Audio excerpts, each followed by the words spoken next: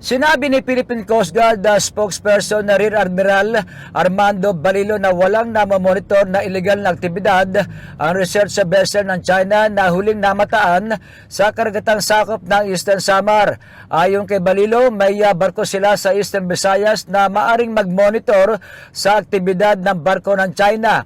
Ito ay ang BRP Melchor Aquino ang nakatokang magbantay sa research vessel na Senku. Gayunman dahil sa naglayag na ang Chinese vessel, patimog ay ibang sasakyan na ng PCG ang magsasagawa ng monitoring.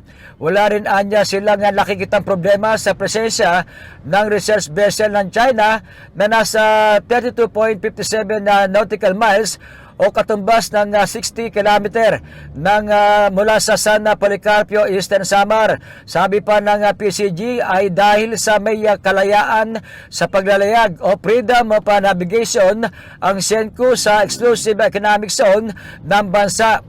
Ang mahalagaan niya ay hindi pumapasok ang barko sa 12 nautical miles o katumbas ng 22 kilometers na territorial waters ng bansa. Para sa NBC TV Network News, ito si Boy Gonzales, sama-sama tayo Pilipino.